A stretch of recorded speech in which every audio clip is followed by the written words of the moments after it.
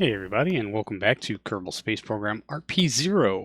This is our Twitch recap from last week with nothing additional, where our first action item was to put our original Jasper 4.5 mission into a lower orbit of Jupiter so that it acts as a comms relay for its now deployed atmospheric probe that is currently screaming towards Jupiter's atmosphere at a very steep descent angle. And so we need to line up their orbits so that this will be directly overhead and able to relay comms back to Earth for said atmospheric probe so that we have any chance of being able to get any useful scientific data from within Jupiter's atmosphere. So we're time warping in, and I'm going to turn you on over to old me live during the broadcast. So let's just go ahead and come out of time warp. All of our tanks should be unlocked, yeah, because we're showing 5.3 kilometers per second on the... Oh, Pulsey. All right. No worries. Thank you for popping your head in. I appreciate it.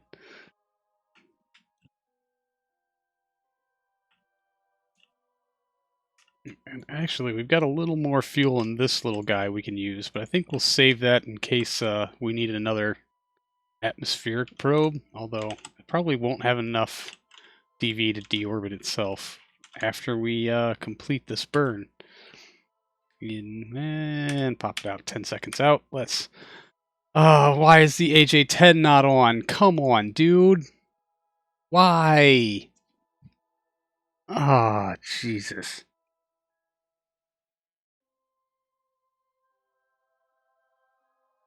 See, I don't understand what's going on. I've never deactivated this engine, yet when we go low on electric charge, it like switches itself off and has to be turned back on. Let's make sure we don't have a time delay. 32 minutes. Good. All right, well, our atmospheric probe is on its way. We don't have a choice. We need this relay in proper position, or we've just wasted our second hamster of this mission. So we're going to sit here and hold the H key for, well, ever. Not really. We're just going to set the throttle to full and then use some physics warp to kind of speed through this in the most inefficient means possible. We have like 38 minutes of real time to get through before Jasper here gets that activate engine command. Really frustrating that this thing, when it runs out of electric charge, it shuts down the engine. I don't know if that's an AJ-10 thing or a remote tech thing. It has been a problem that we've had on this particular spacecraft more than once. I think it was the reason we missed our last orbit burn was because our maneuver node got switched around, but there was definitely some issues with the orbital insertion and some adjustments because this thing ran out of electric charge. Now we have tried to mitigate that as much as possible by deactivating avionics on, well, everything that we could until we needed them. I think that was the two hamsters and what was supposed to be the return home section probe there at the top with the heat shield, although that might just become another atmospheric probe, especially if we're going to come in from a much lower orbit. It'll take a little more delta V to deorbit, but I think the generally lower approach speed might give us better results, I think, as far as gathering some data from within the atmosphere. Now, unfortunately, it lacks any scientific equipment of its own other than telemetry analysis, but that's more than what we have currently. So I think any little bit will help, and it will definitely help us unlock the mysteries of Jupiter if we can get some of that subatmospheric data back to us, especially with a solid comms relay in place. Especially something that's almost guaranteed to be somewhat overhead during our flyby. But I think before we resort to that option, we might see how the follow-up mission Jasper 4.5.2 is going to affect things. And finally, our command has gone through to activate our AJ-10, and it's only like 45 minutes way too late. But like I said before, we don't have much of an option here. The atmospheric probe has already been deployed. The Hamster is on his way, so we need to make sure that we're overhead so that we can try to salvage any data from that mission whatsoever. So that's the thing. We're kind of stuck to it. Unfortunately, we have to be really inefficient. We're probably not going to be able to get as low as we want, but I guess for first pass, it doesn't really matter. The strategy then became to match our time to periapsis to the time when the Jasper 4.5 probe ready up command goes through. Now the ready up command happens about 2 hours, maybe a little less before it actually hits atmosphere.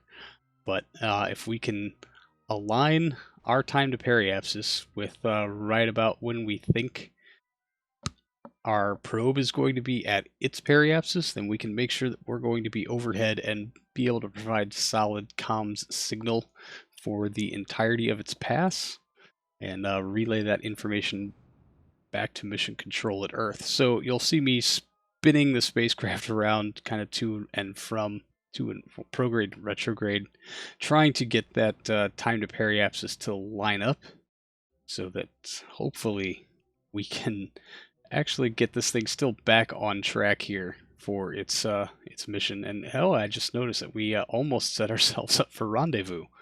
We could have used the rendezvous indicators also as a good metric for determining if our flyby or if our orbits were timed well enough. Yeah, now they're pretty clearly evident there that we have a close encounter pass. Not that we're going to do anything with it, but it would be kind of nice to just wave as we pass within a couple 100 kilometers of each other. So at least we've got that. And now that we've got kind of our approach times dialed in, we're going to fire up the rest of the comms equipment and we'll set ourselves up to make our next pass. Before we switch out to the probe, we do kind of want to run the clock down a little bit, but that alignment looking pretty good. We are going to be overhead. That's what matters. So we'll switch to the probe. We'll set ourselves a nice alarm, and for our radio ins, I should say, we're going to start dialing in flight computer for all of our scientific radio ins. We'll kind of start with our periapsis and branch out in both directions. I had absolutely no hope of this thing coming around and making it through the atmosphere without deorbiting, but just in case. I also didn't think we were going to cover more than one biome. We're probably just going to continue space, or rather high atmosphere above Jupiter's equatorial bands. Not really a huge problem. If we were coming in polar, maybe we could try to time this better, but it's a good bet that we'd still be at the equatorial bands. So with all of our radio in commands set up and about 5 minutes to go to our first signal radio in, we will make sure our fuel tanks are unlocked and that we can get ourselves facing somewhat to prograde. This thing basically a fuel tank, a transmitter, and a bunch of scientific equipment with 4 very off-angled RCS, but they give us the control that we need as long as it's not roll. So there's that. Everything should be tucked nicely behind that heat shield, so we shouldn't lose comms at least too early on. It really depends on how well the heat saturates through that lunar rated heat shield, but we have good line of sight with our comms antenna, so everything there should be pretty good for us to have all the radio ins just kind of happen. So fingers crossed, we'll start to dip into the atmosphere proper here, and you can see that heat shield almost instantly starting to warm up a little bit. Yeah, I tried to set our periapsis pretty high, 787,000 kilometers, or 787 kilometers, sorry, 787,000 meters would have been more accurate, but Jupiter is dense. Yeah, well, anyway, I'm going to turn you over to old me so we can get through this radio in stuff. Oh, we have an overheat warning. We're not even in physics warp. What is overheating? The heat shield? Oh, come on! It was going so well! 856. I thought we were going to hit the wall for another 50 kilometers. Well, that worked alarmingly. Dang it.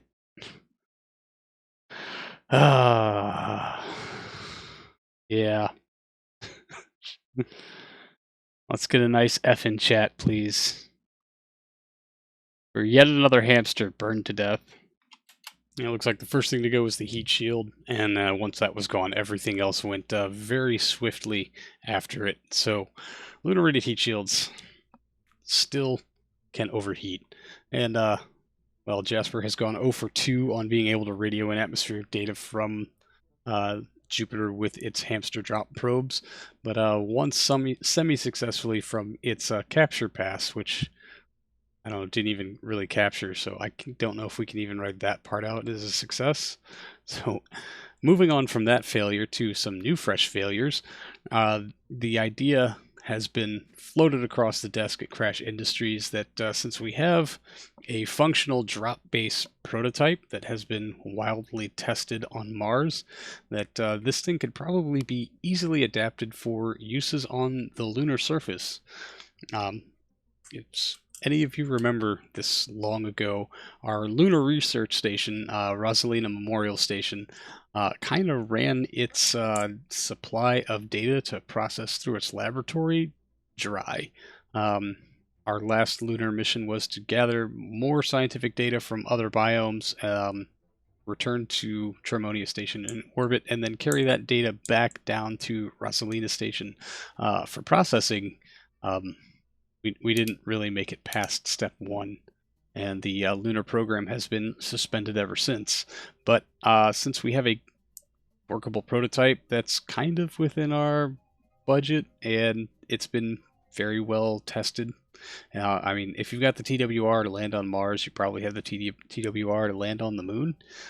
We are doing parachute assist on Mars, so we do need to I don't know, run some tests and see if this can be very easily and cheaply adapted for use on the Moon, since we do have backups under construction currently for our next upcoming Mars window in about 100 days.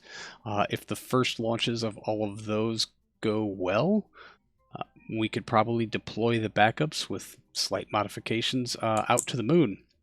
Hopefully in a biome that we've never visited before, and start to collect extra data there while being able to really farm those 3 Kerbals to low Earth orbit contract as they deploy to Kauai Potato Station first before boarding a Nemo Trans lunar injection vehicle to Tremonia Station, and then the final leg of their journey taking a Lunar Uber 2 down to our new surface base. And the prototyping of this project has been called Project Saline.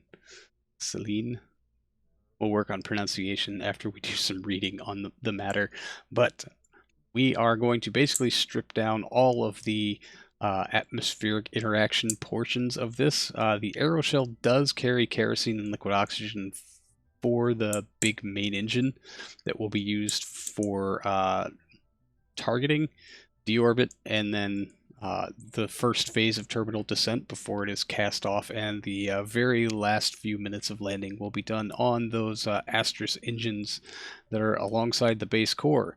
So we're going to set ourselves up a simulation, and for just a 1 hour, barely a 1 hour simulation, starting at a 200 kilometer orbit around the Moon, will cost us a little more than 100 grand, which is amazing, because in order to run a 90-minute simulation in orbit of Mars, that will cost us about 45 grand. So I'm a little perturbed as to the costing of these simulations, but it is what it is, and it's a price we pay for, I don't know, throwing big things into space all the time, I suppose. We're supposed to be a grown-up space agency. I guess we should start actually paying our bills.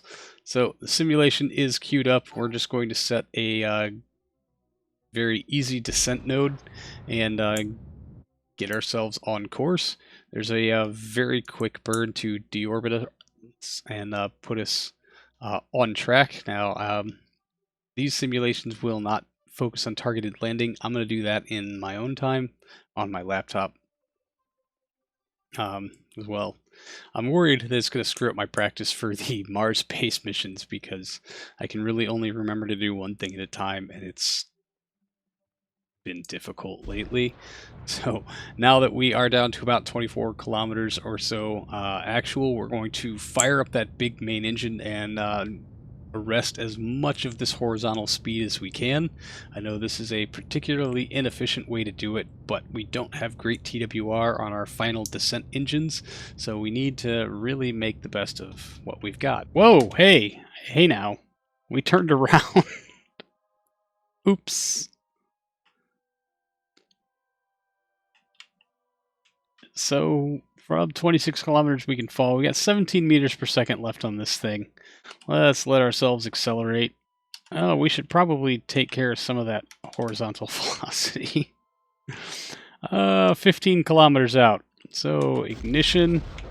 Let's burn off the rest of this.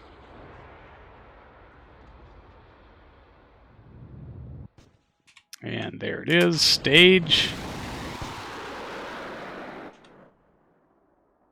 KSP, don't do this to me. KSP, don't do this to me. There we go. Gear out. Arresting. 13 kilometers, 100 meters per second. This is in need of assistance, obviously. Alright, I'm very sorry, Chad.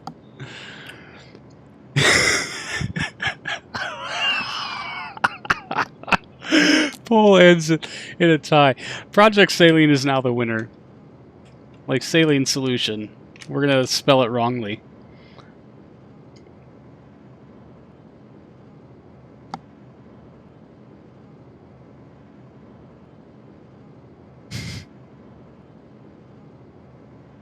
Hey, now you're an all-star.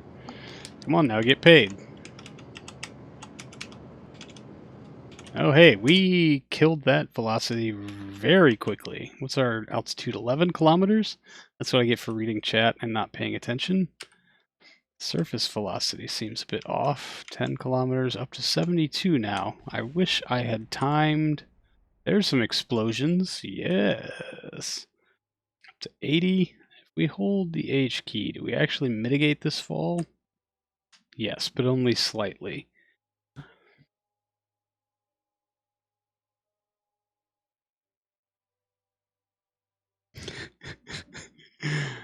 Chat is very divided on what this thing should be called. 7 kilometers altitude. You know what? Maybe we'll just keep these tanks on because they're a good storage for kerosene and nitrogen tetroxide. Lunar Uber uses the same engines, so.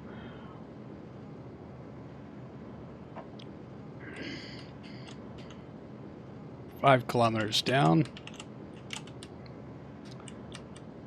No, 5 kilometers altitude, 46 meters per second down. Let's try to dial this in just a little bit. I wish these engines throttled. They do not. So we're going to kill it. We're going to light them back up at about 3 kilometers, maybe a little sooner. That's the whole point of simulations. I just wish it wasn't so bloody expensive. Why does it really seem like we have a lot of vertical or horizontal velocity? 2, 1, ignition. Please let us be high enough to kill this off. With every ignition, our TWR gets a little bit better, so there's that. Oh yeah, I think we're going to be just fine. I'm really sorry, Chad, I can't read you and these numbers. I'm taking Moon B&B. It's yours now. Understandable. It is a really good name. Alright. Yeah, 1.6. So it takes us about 1.5 kilometers at a 2 solid TWR to decelerate from a little under 100 meters per second. So we'll just lay on these thrusters, get ourselves down to just under 1 kilometer, and I'm so sorry, chat. I'll catch up with you. Oh, there's so many chats. Eek. I can't keep up. Oh, 900 meters. Let's fire this up. We're going to do a good old-fashioned pulse engine landing, because it's the only thing I legitimately know how to do. I shouldn't practice this too much, because that only means I'll screw up all the Mars stuff. Shutting down. 500 meters. Shutting down. Yeah, that eats through that real fast. So we're going to let ourselves fall to about... Oh, come on. Come on! 300. 16 down. 17 down. 300 altitude, 20 down.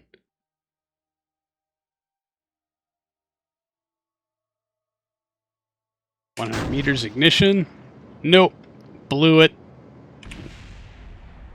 Huh. That was unexpected. Man. That's some quality engineering right there. You can really screw this thing up and it's still just... What blew up? We lost one landing leg. Okay. I'm sorry, chat. Let me... God, how many...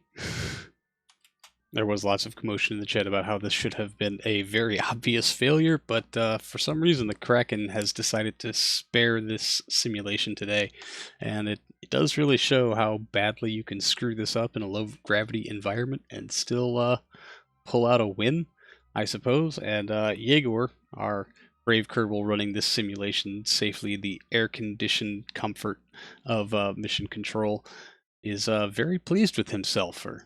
I don't know, kind of pulling that off. So with a successful air quotes test of the core, I think that was all pilot error that screwed that one up. So I think that is very, very doable just as it sits.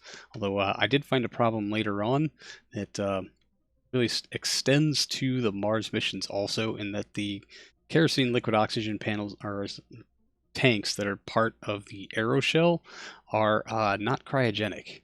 So it's very possible it's going to boil off a lot of that liquid hydrogen or liquid oxygen en route. So we will have to go back and make those changes to our Mars mission before we can, I don't know, launch them and hope for any success at all.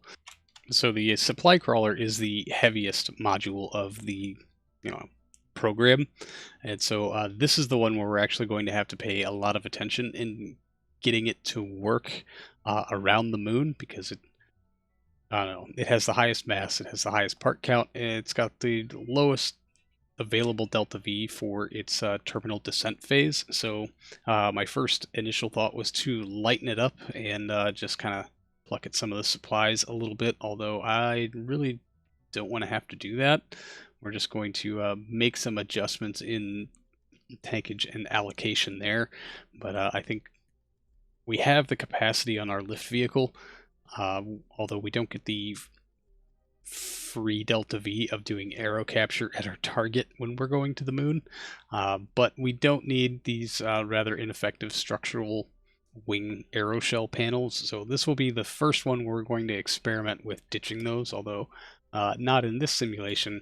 That will come later. Just letting you know that we are actually going to get rid of the aeroshell and move on to something that's a little more fine-tuned for use in a lunar environment versus a Martian one, which also means that we can probably unlock the delta V needed to land with a full cargo pod of supplies as well as a full tanks of life support.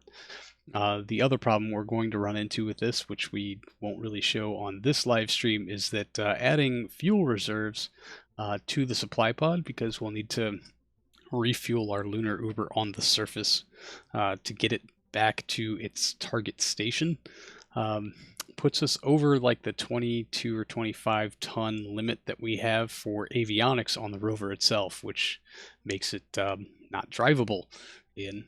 Well, it's not much good having a rover that can't rove, so we'll end up adding an additional avionics core to kind of compensate for that, which of course throws off the weight balance of the descent engines, making it undescendable. But I have been spending some time this week working on that.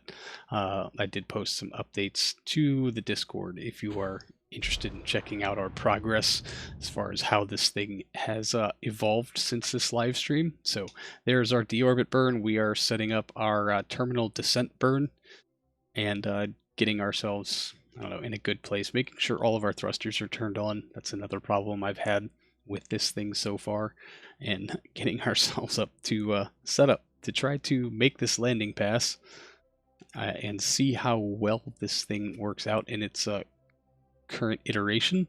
So at somewhere near the appropriate altitude, we're really kind of paying attention to node timing and time to burn on that delta V. Now, of course, we need to arrest for about 1400 meters per second. We've got 1200 off this main engine on the tanks, which is just a little shy of where I would have liked it to be, but that doesn't also stop me from just making silly mistakes in that thinking that these RCS thruster ports were going to be able to work off this 250 some odd meters per second in the next 30-40 seconds or so before we really absolutely did need to light the terminal descent engines. But I don't know, I guess that's just crappy foreshadowing, so I'll just turn you on over to old me. All right, 16 kilometers. Things are starting to, yeah, we're picking up speed. Let's ditch it.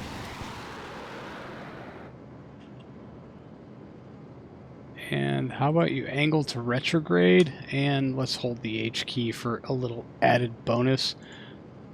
We should probably also lock this fuel so that we don't use it. TWR, not great. Not gonna lie, 315 meters per second across at 8 kilometers. It is not looking good for this thing. I think I've just blown this supply rover up. Although, if there were, this is the heaviest supply module of all of both Project M97 and Project Saline at this point. So yeah, it's gonna die. 282 down to 4 kilometers. This is an explosion. We just it hasn't actualized itself yet. You can see the train coming, and you know you're gonna hit it, but you can't turn or look away or do anything else except just stare at it when, well, you know exactly what's going to happen.